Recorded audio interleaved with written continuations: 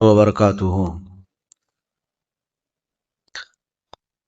الحمد للہ وکفا وسلام علی حبیبہ المصطفى اما بعد فاعوذ باللہ من الشیطان الرجیم بسم اللہ الرحمن الرحیم ان اللہ وملائکتہ یصلون علی النبی یا ایہا الذین آمنوا صلوا علیہ وسلموا تسلیما اللہم صل علی سیدنا محمد معدن الجود والکرم وآلہ واصحابہ الکرام وابنہ الکریم وبارک وسلم صلاة دائمة سرمدا ابدا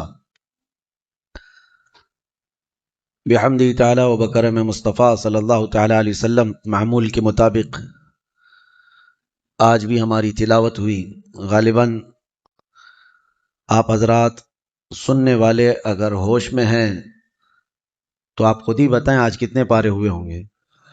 الحمدللہ، جو ایکٹیو ہیں وہی آخر تک ہوتے بھی ہیں۔ قرآن پاک سننا یہ بہت بڑی عبادت ہے۔ آپ ڈیوٹی نہیں ادا کر رہے ہیں بلکہ اللہ کا کلام سن رہے ہیں۔ قرآن کا 1/3 حصہ آج گزر چکا ہے، 10 پارے ہو چکے الحمدللہ۔ مولا کریم بقیہ 2/3 بھی آپ کو تجوید کے ساتھ سننے اور ہمیں پڑھنے کی توفیق عطا فرما۔ اللہ تبارک و تعالیٰ نے آج کے ان صورتوں میں جو بیان فرمایا، ایک سورۃ الانفال ہے۔ انفال جو ہے مال غنیمت کو کہتے ہیں۔ اصل میں یہ بدر کے متعلق نازل ہوئی یہ پوری سورہ انفال۔ مال غنیمت کے بارے میں حضور اکرم صلی اللہ تعالی علیہ وسلم سے پوچھا گیا تھا، اس سلسلے میں یہاں پر اس سورہ میں کئی باتیں آئی ہیں۔ بدر کے میدان میں نبی پاک صلی اللہ علیہ وسلم نے اعلان فرمایا تھا لوگوں کو ابھارنے کے لیے یا میدان میں مضبوط رکھنے کے لیے کہ فلاں فلاں کو جس طرح سے کارکردگی ہوگی ویسا انعام دیا جائے گا۔ تو اس میں جتنے جوان تھے وہ میدان میں کود پڑے ہیں، جو بوڑھے صحابہ تھے عمر والے وہ جھنڈوں کو مورچوں کو سنبھالے ہوئے تھے، خیموں کو سنبھالے ہوئے تھے۔ میدان کی ظاہر سی بات ہے فوج کی حفاظت کے لیے بھی کچھ صحابہ ہوا کرتے، تو انہوں نے مورچے سنبھال لیے، جوان لڑنے کے لیے میدان میں کود پڑے۔ اور ایسی سخت ترین لڑائی ہے کہ بدر کے میدان میں آپ کو پتہ ہے، تاریخ گواہ ہے، یہ 313 تھے اور وہ 1000 سے زیادہ تھے۔ باوجود اس کے اللہ نے روشن فتح عطا فرمائی، اور یہ جوان صحابہ نے 70 کافروں کو مار گرایا تھا اور 70 کو قیدی بنا کر لائے تھے۔ اب مسئلہ یہ تھا کہ حضور نے جو اعلان فرمایا تھا جس کی جیسی کارکردگی ہوگی ویسا انعام ہے، تو جو جوان صحابہ تھے ان میں یہ باتیں چلنے لگی جو بدر کا مال غنیمت ہے وہ غالباً جوان صحابہ کو زیادہ ملے گا۔ تو بوڑھے صحابہ وہ کہتے کہ اگر ہم مورچہ نہ سنبھالتے تو تم میدان میں اترتے کیسے؟ بہت تیز ہمارے حاجی صاحب جو ہے بے شک فرماتے ہیں، کیونکہ بوڑھوں کا اپنا ایک رول ہوتا ہے۔ بڑھاپا جو ہے اللہ تعالیٰ کی طرف سے ایک نعمت ہے کہ اللہ کی طرف لوٹنے کا موقع دیا جاتا ہے۔ جو جوان بیٹھے ہیں اللہ ان کو بھی اچھا بڑھاپا عطا فرمائے، عبادتوں کے ساتھ، اور اللہ کی طرف لوٹ آنے والا بڑھاپا یہ نعمت ہے۔ کیونکہ زندگی میں جوانی میں جو کرنا تھا کر لیا، لیکن آخر عمر میں اللہ نے اس کو ہدایت دی کہ وہ مسجدوں کی طرف آ گیا ہے، پابند ہو گیا ہے، اور یہ احسان ہے اللہ کا کہ اللہ تعالیٰ اسے پاک کر کے دنیا سے اٹھانا چاہتا ہے۔ اور میرا مولا فرماتا ہے جس کی اسلام میں داڑھی سفید ہو گئی، اللہ فرماتا ہے مجھے اس کو عذاب دینے میں حیا آتی ہے۔ اللہ حیا فرماتا ہے بوڑھے کو عذاب دینے میں، اور بڑھاپے میں بھی جس کی ایک بھی نہیں نکلی اس کا کیا ہے؟ بہرحال تو بوڑھے صحابہ یہ کہنے لگے ہم مورچہ سنبھالے تھے، ہمارا مال غنیمت تو ہمیں زیادہ ملنا چاہیے۔ تو یہ بات چل رہی تھی کس نے زیادہ کارکردگی کی ہے میدان بدر میں، یہ جوان صحابہ کا یا پھر بوڑھے صحابہ کا، کس کا کارنامہ زیادہ بڑا ہے؟ تب یہ سورہ انفال میں آیتیں نازل ہوئی۔ اللہ نے کیا ہی بہترین انداز میں فرمایا، فَلَمْ تَقْتُلُوهُمْ وَلَكِنَّ اللَّهَ قَتَلَهُمْ وَمَا رَمَيْتَ إِذْ رَمَيْتَ وَلَكِنَّ اللَّهَ رَمَى۔ رب فرماتا ہے محبوب آپ ان سے فرمائیں، اے صحابہ رسول کے غلاموں، جنگ میں جب تم تیر چلا رہے تھے تم میں سے کسی نے تیر نہیں مارا، اللہ نے تیر چلایا ہے۔ اور تم میں سے کسی نے ان کو قتل نہیں کیا، اللہ نے ان کو قتل کیا ہے۔ یعنی صحابہ کا کام تھا لیکن ان کے کاموں کو اللہ نے اپنا کام فرمایا۔ یہ رسول پاک صلی اللہ تعالیٰ علیہ وسلم کے غلاموں کی شان ہے کہ رب تعالیٰ فرماتا ہے ان کا کیا ہوا کام وہ اللہ کا کیا ہوا ہے۔ پھر اس کے بعد نبی پاک صلی اللہ تعالیٰ علیہ وسلم نے مال غنیمت جمع فرمایا اور قیدی بھی آئے بدر کے۔ اب سنیے، اسلام میں یہ ایک پہلی چیز ہے پوری دنیا کو پیش کی جانے والی۔ ہزاروں جنگیں آج بھی ہوتی ہیں، ہو بھی رہی ہیں اور ہو چکی ہیں۔ جنگوں کی ایک تاریخ نکال کر کے دیکھو اور میرے آقا صلی اللہ علیہ وسلم کے جو جہاد ہیں ان کو ایک طرف رکھو۔ بدر کے بعد کون سے قیدی آئے تھے پتہ ہے آپ کو؟ ایسے قیدی جنہوں نے مکہ میں صحابہ کا جینا تنگ کر کے رکھا تھا، بہت تکلیفیں دیے تھے، وہ سب گرفتار ہوئے تھے۔ 70 تو مارے گئے تھے جس میں ابو جہل بھی مر گیا تھا، حضرت بلال حبشی کا جو آقا تھا وہ بھی مرا تھا، بڑے بڑے کافر مرے تھے، لیکن جو قید ہو کر کے آئے تھے وہ بھی چھوٹے نہیں تھے، اس میں بھی اچھے خاصے جو بھڑکانے والے لوگ تھے وہ سب گرفتار ہوئے تھے۔ اب ظاہر سی بات ہے صحابہ اکرام کو بدلہ بھی لینا تھا، اتنے سالوں ہمیں تکلیف دیا، تڑپایا، آج ہاتھ میں آ گئے ہیں۔ لیکن نبی رحمت صلی اللہ تعالیٰ علیہ وسلم نے صحابہ سے مشورہ کیا کہ ان کے ساتھ کیا کریں۔ ابھی تو حضرت عمر فاروق رضی اللہ تعالیٰ عنہ نے مشورہ دیا کہ ان میں سے ٹکڑے ٹکڑے کر کے ان کو کاٹ کے مار ڈالیں، یہ جتنے ہیں مار ڈالیں ان کو۔ صحابہ کے الگ الگ مشورے تھے۔ حضرت ابو بکر صدیق نے عرض کیا یا رسول اللہ صلی اللہ علیہ وسلم، ان کو اگر فدیہ لے کر کے کچھ مال ان سے لے کر کے ان کو آزاد کر دیں، ہو سکتا ہے بعد میں یہ اس سے متاثر ہو کر اسلام میں آ جائیں۔ حضور نے حضرت ابو بکر کے مشورے کو پسند فرمایا۔ پھر اعلان ہوا ان قیدیوں کے ساتھ کہ تم میں سے جس کے پاس بھی مال ہے وہ اتنا اتنا فدیہ دے اور آزاد ہو جائے۔ تو جو سیٹ لوگ تھے پیسے دے رہے تھے، آزاد ہو رہے تھے، لیکن جس کے پاس مال نہیں تھا اس کے لیے ایک دوسرا آپشن تھا حضور کی طرف سے۔ حضور پاک صلی اللہ تعالیٰ علیہ وسلم نے یہ سب سے پہلی چیز دنیا میں قائم فرمائی۔ قیدیوں سے جس کے پاس مال نہیں تھا اس کو آپشن، سیکنڈ آپشن یہ تھا کہ تم اگر کوئی ہنر جانتے ہو، کوئی فن جانتے ہو تو میرے 10 صحابہ کو سکھاؤ اور آزاد ہو جاؤ۔ یعنی اگر ان کے پاس کوئی فن ہے، کوئی کاریگری جانتا ہے، کوئی بھی کسی بھی طرح کا علم جانتا ہے، حضور نے آپشن دیا تھا میرے مدینے کے صحابہ میں سے 10 صحابہ کو تم وہ ہنر سکھاؤ اور آزاد ہو جاؤ۔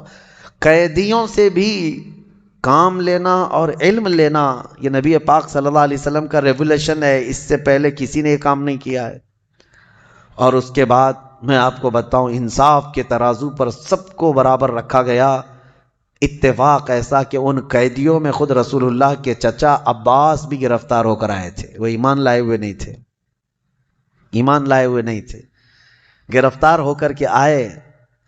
اور ظاہر سی بات ہے وہ جب میدان میں آئے تھے ان کے پاس کچھ نہیں تھا، لیکن مکہ میں جب جنگ کے لیے نکل رہے تھے تو اپنی بیوی ام الفضل کو کچھ پیسے دے کر کے کہا تھا سونے کے سکے فلاں مٹکے میں یا کسی جگہ اس کو اندر بند کر کے رکھ دو، کسی کو خبر نہ ہو۔ جنگ میں آنے سے پہلے، بدر میں آنے سے پہلے اپنی بیوی کو دے کر آئے تھے اور وہ چھپا دیے گئے پیسے تہہ خانے میں۔ اب ان کے پاس یہاں میدان میں گرفتار ہونے کے بعد کچھ نہیں تھا۔ جب ان کی باری آئی تو حضور پاک صلی اللہ علیہ وسلم نے ان سے بھی کہا جیسے سارے قیدی دے رہے ہیں آپ بھی دیں، کیونکہ دشمنوں کے ساتھ آئے تھے آپ فدیہ دے کر کے آزاد ہو جائیے، یا پھر دوسرا آپشن ہے۔ تو انہوں نے کہا نہ میرے پاس کوئی فدیہ ہے، پیسہ ہے، نہ ہی کوئی دوسری چیز ہے۔ تو حضور پاک صلی اللہ علیہ وسلم نے فرمایا بدر میں آنے سے پہلے اپنی بیوی ام الفضل کو جو دے کر کے آئے تھے وہ منگوا لو۔ یہ ہے میرے آقا کا علم غیب، لوگوں کو ابھی پیٹھ پیچھے اور دیوار پیچھے کی لگی ہوئی ہے۔ میرے آقا صلی اللہ تعالیٰ علیہ وسلم تو تمہارے گھروں میں کیا کیا چیزیں تم چھپا کر رکھے ہو وہ تک جانتے ہیں۔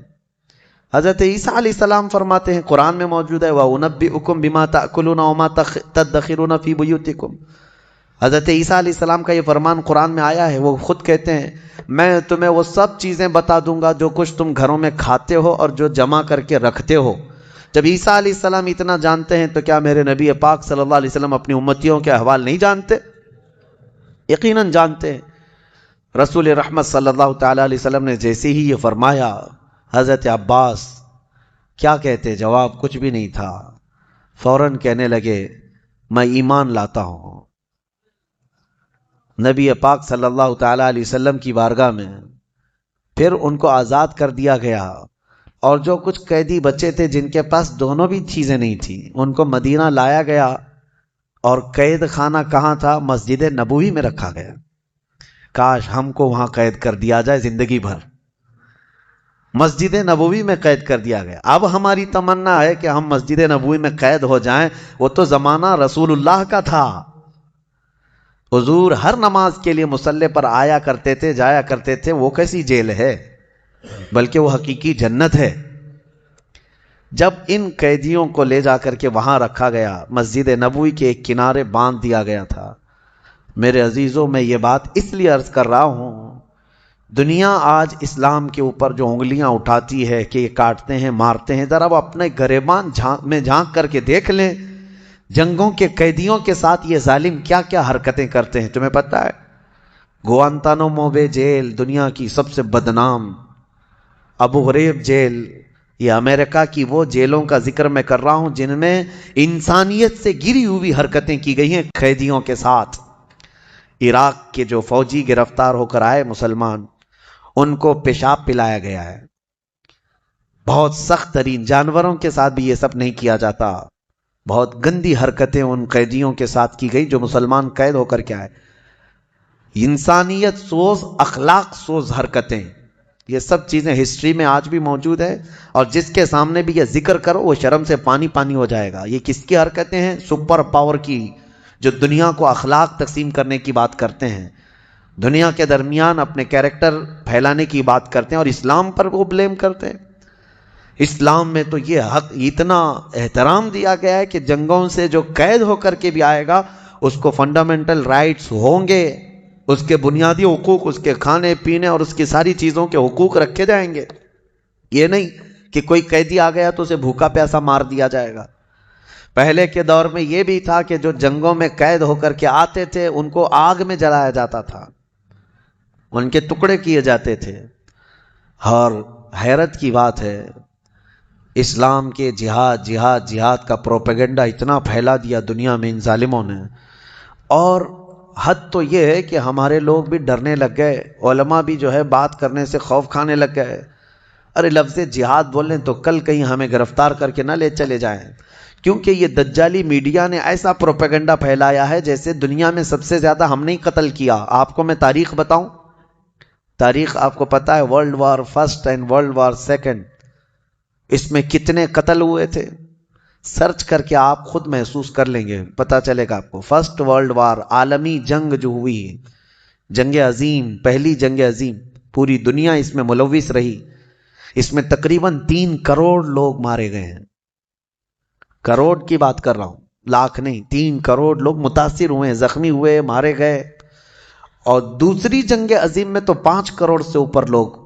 انسانوں کی کوئی اہمیت ہے یا نہیں؟ کروڑ ایسے ہم یہاں پر تاریخ میں بتایا جا رہا ہے جیسے کوئی گاجر مولی ہیں. ایک انسان کی بھی وقات ہے اسلام میں، ایک انسان کی بھی قیمت ہے. 3 کروڑ مارے گئے، 5 کروڑ مارے گئے، لیکن تم میں سے کسی کو آج ہمت نہیں ہے یہ عالمی جنگ کے متعلق کہا جائے کہ یہ سب ورلڈ وار جو ہے دنیا کو فساد میں مبتلا کرنے کی سازشیں تھی اور پوری دنیا کو تباہ کرنے کے آلے تھے. لیکن حیرت اس بات پر ہونا چاہیے ان ظالموں کو، میرے نبی پاک صلی اللہ تعالی علیہ وسلم نے اپنی 10 سالہ زندگی میں، جو مدنی زندگی ہے، کیونکہ مکی زندگی میں ایک بھی جنگ نہیں ہوئی، حضور نے ہجرت فرمایا مدینہ، اس کے بعد سے لے کر آپ کی وفات تک ٹوٹل آپ کی 10 سالہ مدنی زندگی میں 17 جنگوں میں میرے آقا نے شرکت فرمائی. کتنے؟ مسلمانوں کو یہ بات یاد رہے، 17 غزوات میں میرے آقا صلی اللہ علیہ وسلم کی شرکت ہوئی. لیکن آپ کو پتا ہے پورا ان 17 جنگوں میں کتنے لوگ قتل ہوئے تھے؟ ٹوٹل ملا کر کے 260 کے قریب. ان 17 جنگوں میں 260 لوگ جن کی تعداد بتائی جا رہی ہے. اب آپ بتائیں کہاں 260، کہاں 250 لوگ، اور کہاں 5 کروڑ، کہاں 3 کروڑ. ابھی کرنٹ احوال میں ابھی آپ جا کر کے دیکھیں، عراق امریکہ کی جنگ میں عراق میں نئے نئے قبرستان بن گئے ہیں، قبریں گن نہیں سکو گے آج۔ جو ڈیٹا گورنمنٹ دیتی ہے وہ ایک محدود طریقے کا ہے، باقی وہاں کے جو حالات ہیں اللہ کی پناہ۔ سیریا میں کس نے جنگ چھیڑ رکھا ہے آج تک؟ یمن کو کون مار رہا ہے؟ افغان میں 20 سال نیٹو فوجوں نے کیا کیا؟ ان کے پاس کوئی ڈیٹا ہے؟ ان کے پاس کوئی تعداد ہے؟ کتنے لوگ مارے گئے؟ افغان کی سرحد پر جا کر دیکھیں، عراق ہو، یمن ہو، سیریا ہو، لاکھوں کی تعداد میں قتل ہو گئے، لاکھوں کی تعداد میں قتل ہو گئے ہیں۔ چلو ٹھیک ہے، ان کو ایسا لگتا ہے کہ مسلمانوں کا قتل ہوا تو نہیں بولنا چاہیے۔ فی الحال رشیا جو یوکرین پر اٹیک کر رہا ہے، کوئی ان کے پاس تعداد ہے یوکرین میں کتنے لوگ مارے گئے؟ قتل ہے، چاہے کوئی بھی کرے۔ یہ جتنی دجالی میڈیا ہے ان کے منہ میں اب مینڈک بیٹھ گئے ہیں، کوئی نہیں کہنے کی ہمت کرتا ہے کہ رشیا آتنکوادی ہے، کوئی یہ نہیں کہہ سکتا کہ وہ زبردستی کی جنگ کر رہا ہے، ٹیررسٹ کا لفظ استعمال ہی نہیں کریں گے۔ لاکھوں قتل کیے ان لوگوں نے دنیا میں، لاکھوں قتل کیے ہیں۔ میں پوری چیز لے کر کے آپ کے سامنے بیٹھ سکتا ہوں، لیکن اس کے برعکس اسلامی تاریخ میں اگر 250 کی تعداد میں قتل مل جائے تو سچ کہا شاعر نے، سچ کہا، وہ قتل بھی کرتے ہیں تو چرچا نہیں ہوتا، ہم آہ بھی کرتے ہیں تو ہو جاتے ہیں بدنام۔ ہم آہ بھی کرتے ہیں تو ہو جاتے ہیں بدنام، وہ قتل بھی کرتے ہیں تو چرچا نہیں ہوتا۔ بات صرف اتنی ہے کہ آج دنیا صرف طاقت کی زبان جانتی ہے، دنیا صرف دولت کی پجاری ہے۔ جس کے پاس آج بہت زیادہ دولت ہے یا جو بہت زیادہ سپر پاور ہے، اس کے سارے عیب یہ دنیا چھپا دیتی ہے، اور جو غریب قوم ہے اس کا ایک جرم بھی پوری دنیا کو دکھا دکھا کر کے اس کو سب سے بڑا چور ثابت کرتے ہیں۔ یہ دگلی پالیسی دنیا میں آج موجود ہے، لہذا آپ کو نروس ہونے کی ضرورت نہیں۔ تمہارا دین سچا ہے، تمہارے مصطفیٰ کریم صلی اللہ علیہ وسلم، میرے آقا نے اس روئے زمین پر جو مظاہرہ فرمایا، یقیناً وہ رحمت للعالمین کا مظاہرہ فرمایا ہے، وہ یقیناً رحمت رہے۔ تو یہ بدر کے حالات کے بعد کی چیزیں سورۃ الانفال میں بیان کی گئی ہیں، اور 70 قیدی وہاں پر مارے گئے۔ میں کہتا ہوں اب یہاں پر کچھ لوگ یہ کہتے ہیں کہ مدینے سے نکل کر کے یہ لوگ گئے اور اٹیک کیا مکہ والوں پر، اور بیچارے 70 لوگوں کو مارا اور 70 لوگوں کو پکڑ کر کے لائے۔ محمد صلی اللہ علیہ وسلم کے لوگ یہ ظلم کی ہے۔ ان الوؤں کو یہ بات بولنے میں شرم بھی نہیں آتی کہ حضور صلی اللہ علیہ وسلم گئے، ان کو مارے اور پکڑ کے لائے۔ بیوقوف ہو، 313 کو لے کر گئے تھے اور آئے کتنے تھے؟ 1000 سے زیادہ۔ ابھی میں آپ سے ایک چیز پوچھتا ہوں، سوال ہے آپ سے۔ ممبئی میں آپ لوگ رہتے ہیں اور دلی یہاں سے کافی دور ہے، اگر دونوں میں ٹھن گئی، ممبئی والوں میں دلی والوں میں، اللہ کبھی نہ کرے، مثال دے رہا ہوں، دونوں میں کچھ اختلاف ہو گیا اور جنگ کی نوبت آ گئی، جنگ کی نوبت آ گئی۔ ممبئی سے قریب کلیان ہے، پنویل ہے، یا سمجھ لیں اور تھوڑا سا آگے کی طرف جائیں، کلیان کے پاس یا پنویل کے پاس یہ جنگ ہو گئی، کس کی؟ دلی والوں کی اور ممبئی والوں کی۔ مجھے بتاؤ کیا کہا جائے گا، کہ ممبئی والے لڑنے کے لیے گئے تھے کہ دلی والے لڑنے کے لیے آئے تھے؟ ظاہر سی بات ہے وہ آئے تھے، ہم گئے نہیں تھے یہاں سے۔ اسی طرح سے اگر دلی کے قریب دوسرے وہاں سے سٹے ہوئے شہر ہے، نوئیڈا ہے، غازی آباد، وہاں اگر جنگ ہوئی ہوتی تو یہ بلیم کیا جاتا ممبئی والے وہاں گئے تھے مارنے کے لیے۔ یہی حال ہے، بدر کا لوکیشن اگر آپ کو پتا چل جائے کہ کہاں ہے تو سب بات سمجھ میں آ جائے گی۔ بدر مدینے سے قریب ہے، مکہ سے دور ہے، مکہ سے تقریباً 300 کلومیٹر اور مدینے سے تقریباً 100-150 کے آس پاس۔ تو اب مجھے بتاؤ مکہ والے گئے تھے کہ مدینے والے گئے تھے؟ مکہ والے آئے تھے لڑنے کے لیے، نبی پاک صلی اللہ علیہ وسلم ڈیفنس کے لیے نکلے۔ اسی طرح جنگ احد کہاں ہوئی پتہ ہے؟ مدینے سے 5 کلومیٹر باہر، مدینے سے 5 کلومیٹر باہر احد پہاڑ کے دامن میں۔ کون آئے تھے؟ مکہ والے آئے تھے۔ جنگ خندق کہاں ہوئی پتہ ہے؟ مدینہ پاک سے تقریباً 4 کلومیٹر باہر، مدینے سے 4 کلومیٹر باہر خندق کھودنی پڑی مدینے کو بچانے کے لیے. کون آئے تھے لڑنے کے لیے؟ مکہ والے آئے تھے.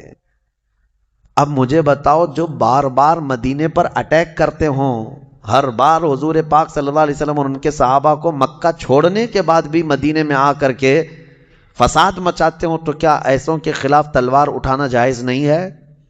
اپنے دیش کی رکشا ہر فوجی کرتا ہے، ہر کوئی کرتا ہے. میں آپ کو بتاؤں، اگر میرے ملک کے سرحدوں پر کھڑے ہوئے سپاہی ہیں، ان کو کچھ خصوصی اختیارات ملے ہوئے ہیں، کوئی اگر بارڈر کراس کر کے آ رہا ہے کسی دوسری کنٹری سے، تو یہ فوجی انتظار نہیں کرتا کہ میرا سینئر آرڈر دے گا اب میں اس کو کروں گا. اس کو اتنا پاور ہوتا ہے وہیں جگہ پر اس کو شوٹ کر دیتا ہے. بارڈر پر باضابطہ بارڈر سے 1 کلومیٹر آگے پیچھے یہ لکھا بھی جاتا ہے وارننگ کہ اس سے آگے نہ جائیں ورنہ سپاٹ پر شوٹ کیا جائے گا. وہاں پر یہ نہیں دیکھا جائے گا کہ بھٹک کے آئے تھے کیا کیے تھے. فوجی کو اختیار ہوتا. کیوں فوجی مار دے رہا ہے؟ اس لیے کہ ہر ایک کو یہ فکر ہے میرے دیش کی حفاظت ہونی چاہیے، میرے ملک کی حفاظت ہونی چاہیے. اور وہ صحابہ اگر اپنے مدینے کی حفاظت کے لیے کھڑے ہو گئے تو ان ظالموں نے ایسی وہ بنا کر کے پیش کی، امیج بنا کر پیش کی دنیا میں کہ وہ صرف لڑنے والی قوم تھی، لڑتے رہتے تھے. انہوں نے اپنے ملک کی حفاظت کے لیے تلواریں اٹھائی ہیں اور اللہ تعالیٰ نے ان کی مدد ایسی فرمائی کہ وہ مدینہ بچاتے بچاتے اتنا پھیل گئے کہ جتنے دشمن تھے انہیں بھی مجبوراً مدینہ طیبہ کی حکومت کے انڈر میں آنا پڑا. پھر جب مکہ فتح ہوا تو پھر لوگ جوق در جوق اسلام میں آنے لگے اور پھر اسلام کی کوئی سرحد نہ رہی. دنیا میں یہ پھیلتا ہی چلا گیا، پھیلتا ہی چلا گیا. آج بھی قرآن کی جو آیتیں ہیں اس میں یہی اللہ نے فرمایا کہ اللہ تعالیٰ فرماتے وَقَاتِلُوهُمْ وَقَاتِلُوا الَّذِينَ يُقَاتِلُونَكُمْ، ان سے جنگ کرو جو تم سے جنگ کر رہے ہیں، ان سے لڑو جو تم سے لڑ رہے ہیں. اور آج ہم نے ایک آیت تلاوت کی ہے سورہ انفال کی آخری آیتوں میں سے وَإِن جَنَحُوا لِلسَّلْمِ فَاجْنَحْ لَهَا وَتَوَكَّلْ عَلَى اللَّهِ. اور کوئی قوم اگر امان چاہتی ہے تو تم بھی امان میں آ جاؤ. کوئی پیس چاہتی ہے، امن چاہتی ہے تو آپ بھی امن میں آ جاؤ. حضور کو حکم ہوا ہے فَاجْنَحْ لَهَا، آپ امن کے لیے جھک جائیں، پیس کے لیے آپ تیار ہو جائیں اور اللہ پر بھروسہ کریں. یہ اسلام ہے. یہ اسلام کے بہت سارے وہ پیغامات ہیں جس کو لوگ آج کھل کر کے بتا بھی نہیں رہے. جہاد میں جانے سے پہلے میرے آقا صلی اللہ تعالیٰ علیہ وسلم صحابہ کو بھی یہ تلقین کرتے کہ جس میدان میں، جس وادی میں تم لڑنے کے لیے جا رہے ہو، وہاں کی کسی عورت کو نہ چھونا، بوڑھوں کے ساتھ لڑائی نہ کرنا، بچوں کو نہ مارنا، وہاں کی عبادت گاہوں کو نہ توڑنا، وہاں کے درختوں کو نہ اکھاڑنا. یہ سب پیغامات صحابہ کو دیے جاتے تھے، مجاہدین کو دیے جاتے تھے. یہ ہے اصل جہاد جو نبی پاک صلی اللہ علیہ وسلم نے لوگوں کو سکھایا ہے. اور ان ظالم کتوں کو دیکھو، آج عراق میں جاؤ ایسے ایسے بم گرائے ہیں کہ وہاں پر سبزہ بھی نہیں اگ سکتا. ایسے ایسے بم گرائے ہیں کہ گھاس بھی نہیں نکلتی اب اس زمین پر. اور دنیا کو امن کا پیغام اور پیس کا پیغام دینے والے مجھے یہ بتا سکتے ہیں ناگاساکی اور ہیروشیما کو کس نے تباہ کیا؟ کون ہے جو ایٹمی ہتھیار کا سب سے پہلے دنیا میں استعمال کیا؟ نیوکلیائی پاور کو سب سے پہلے دنیا میں زمین پر استعمال کرنے والی طاقتیں کون ہیں؟ عرب نے استعمال کیا، مکہ والوں نے استعمال کیا، مدینے والوں نے استعمال کیا. یہ میڈیا والوں کے منہ میں یقیناً مینڈک ہے، یہ نہیں بولیں گے. ناگاساکی اور ہیروشیما کو تباہ کرنے والی طاقت وہ آج ان کی سپر پاور دادا ہے، اور اسے کوئی نہیں کہتا کہ امریکہ نے کس طرح کے ہتھیار استعمال کیے تھے اس وقت. ویتنام کی جنگ، یہ سب تاریخ ہے میرے عزیزو. بات صرف اتنی ہے کہ میڈیا ان کے پاس ہے، اخبار ان کے پاس ہے، پرنٹ میڈیا، الیکٹرانک میڈیا، ساری چیزیں، اور یہ جھوٹ کو سچ لکھتے رہیں اور سچ کو جھوٹ لکھتے رہیں. لیکن میں آپ سے یہ گزارش کرنا چاہوں گا، آنکھ بند کر کے جو کچھ دکھایا جائے اس کو منعن تسلیم نہ کرو، بلکہ قرآن کہتا ہے جب کوئی فاسق تمہارے پاس خبر لے کر کے آئے اس کی تحقیق کرو، فتبینوا، ورنہ کہیں تم جہالت میں شرمندگی اٹھانا نہ پڑے. تمہیں ہمیشہ یہ بات یاد رہنی چاہیے. کبھی ایسا ہوتا ہے کہ ان کا حال یہ ہے میڈیا والوں کا کہ کسی چیز کو اتنا بولو کہ وہ سچ لگنے لگ جائے. سچ لگنے لگ جائے.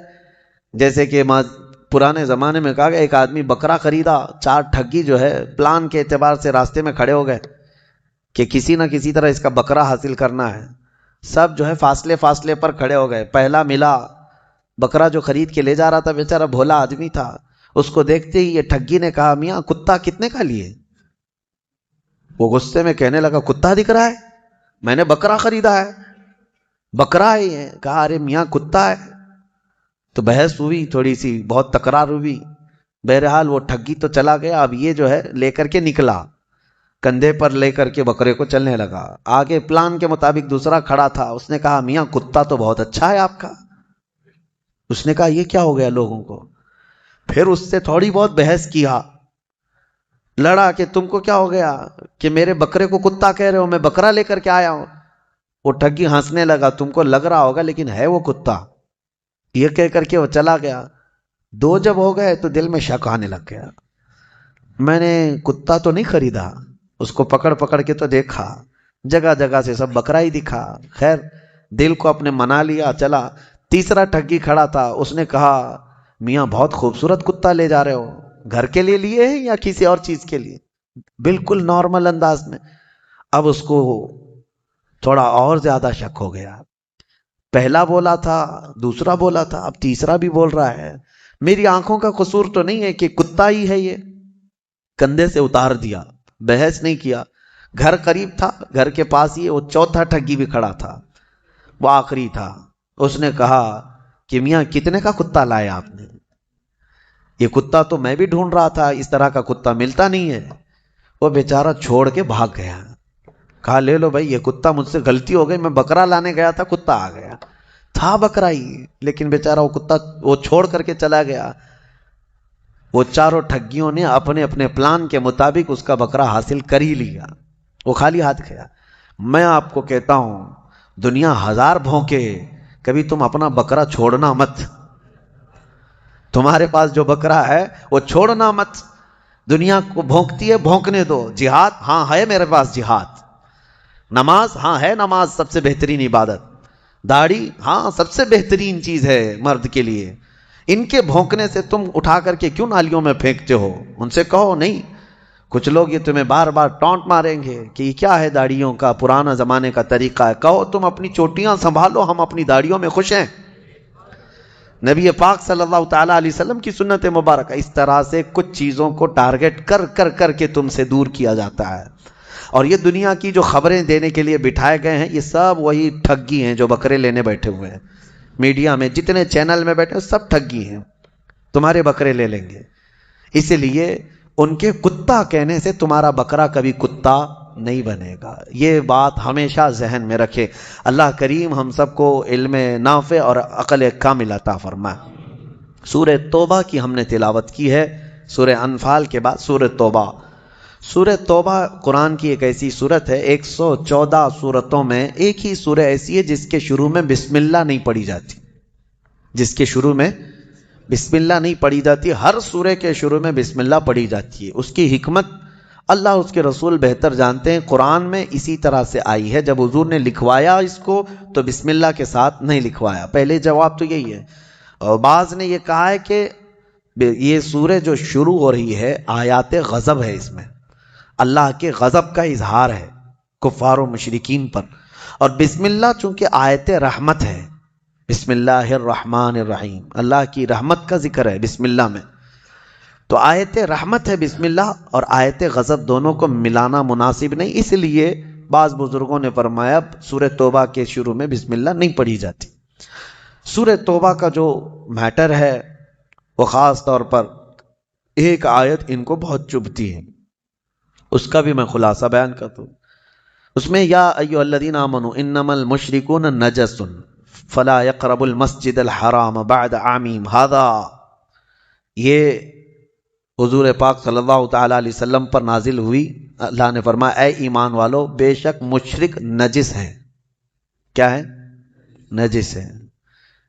یہ چیز بہت کھلتی ہے ان کو. یہ کہا گیا ہے کہ ہم کو نجس کہا گیا ہے, ناپاک کہا گیا ہے. نجس ہوتا کیا ہے؟ بہت ساری چیزیں ہیں, میں آپ کو بتاتا ہوں. اور اس میں حکم یہ ہے کہ ان کو مسجد حرم کے قریب اب آنے مت دینا، اس سال کے بعد پابندی ہو گئی، مشرکین نہ آئیں، یا اللہ تبارک و تعالیٰ کی مقدس سرزمین ہے۔ آج تک اس پر عمل ہے کہ حرمین طیبین مکہ میں بھی اور مدینے میں بھی غیر مسلم کو الاؤڈ نہیں ہے۔ یہ ابھی کچھ یہودی سعودی داخل ہو رہے ہیں، ان کی کرپا، ان کی مہربانی، بھائی بھائی کو داخل کر لے رہا ہے، الگ بات ہے، لیکن ویسے اسلامی قانون یہی رہا برسوں سے۔ اب ان کا سوال یہ ہے کہ مشرکین کو نجس کیوں کہا گیا؟ میرے عزیزو، نجس کا مطلب یہ ہے، نجس جس کو کہا گیا ہے، ایک نجس وہ ہے جو کتا ہے، ایک نجس خنزیر ہے کہ اس کو چھونا بھی جو ہے نجاست ہے، اور ایک پیشاب پخانا یہ بھی نجاست ہے، یہ بھی نجس ہے۔ لیکن ان کے لیے جو کہا گیا وہ عقیدہ نجس، یعنی اللہ تعالیٰ کے ساتھ شرک کرنے والی یہ جو فکر ہے، یہی سب سے بڑی نجاست ہے، یہ گندگی ہے، یہ نجاست ہے۔ اور یہ صرف اور صرف میرے دین میں نہیں، الزامی جواب ہمارے پاس بھی ہے۔ اگر کوئی اسی بات کو لے کر کے کہتا ہے کہ مسلمانوں میں بار بار یہ چیز کہلائی جاتی ہے کہ مشرکین نجس ہیں، مشرکین نجس ہیں، تو پہلی بات تو ہم آپ سے کہیں گے تو نجس کیوں رہتے ہو؟ کلمہ پڑھ لو نا، نجس رہو ہی مت۔ بہرحال دوسری بات یہ ہے کہ الزامی جواب میں ہمارے پاس آپ کی بھی کتابیں موجود ہیں، منوسمرتی اٹھاؤ، اور بھی کئی کتابیں ہیں، اس میں صاف طور پر یہ لکھا گیا ہے کہ ان کے دھرم کو جو نہیں مانتا وہ سب سے بڑا پاپی ہے، سب سے زیادہ غلیظ ہے، اس کے گھر اپنے گھر کے قریب نہ بناؤ۔ ہم تو صرف حرم کی بات کر رہے ہیں، تم تو گھر کے قریب بھی بنانے کو منع کرتے۔ مقدس کتابوں میں موجود ہے یہ میٹر، سب کے یہاں ہے۔ لیکن میرے عزیزو، مسجد حرم کے قریب نہ آنے کی جو اللہ تبارک و تعالیٰ کا جو حکم ہے، اس کی وجہ یہ ہے ہر ایک کی عبادت گاہ مقدس ہوتی ہے، ہر ایک کی عبادت گاہ مقدس ہے۔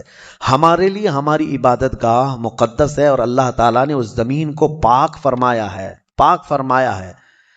ایک صاحب ہے، ٹرین میں ملاقات کر کے وہ اس پر مجھ سے بہت بات کر رہے تھے کہ پھر کیوں ہم مکہ نہیں جا سکتے، مکہ جانے کو کیوں پابندی آپ کے اس میں لگائے؟ میں نے کہا نہیں صاحب، آپ کو غلط فہمی ہے، مکہ جانے کے لیے پابندی کسی نے نہیں لگائی۔ آپ کو امریکہ جانے کی پابندی ہے؟ یو کے جانے کے لیے پابندی ہے؟ نہیں ہے۔ کیا کرنا پڑتا ہے؟ اگر آپ کی خواہش ہو رہی ہے یو کے جانا ہے، امریکہ جانا ہے، تو کیا ہے؟ کہا ویزا نکالنا ہے۔ کہا کون دیتا ہے ویزا؟ وہی کمپنی، وہی ملک کی، وہی کنٹری کے اتھارٹی جو ہیں وہ ویزا دیتے ہیں آپ کو۔ کہا ویزا مل جائے تو جائیں گے آپ، امریکہ کا ویزا ملے، یو کے کا ویزا ملے تو آپ جا سکتے ہیں۔ سیم پروسیس ہے، آپ کو مکہ اور مدینہ آنا ہے تو ویزا ہے، لا الہ الا اللہ محمد رسول اللہ، سیم پروسیس ہے۔ ہر ایک کنٹری اپنی اپنی کچھ نہ کچھ تحفظات رکھی ہوئی ہے۔ اسی طرح سے اسلام میں آپ کو یہ کہا گیا ہے آپ بھی کلمہ طیبہ پڑھ لو، پاک ہو جاؤ اور آ جاؤ، پاک ہو جاؤ اور آ جاؤ۔ پابندی صرف اور صرف یہ ہے کہ اس کرائٹیریا کے اندر جو ہوگا وہ آئے گا، وہ پڑھے گا، اور ہر دین میں اس طرح کی چیزیں پائی جاتی ہیں۔ بہرحال اللہ کریم ہمیں ہمارے دین پر استقامت عطا فرمائے، قرآن عظیم کی آیات بینات کو سمجھنے اور اس پر عمل کرنے کی توفیق عطا فرمائے۔ وآخر دعوانا ان الحمد للہ رب العالمین۔ السلام علیکم۔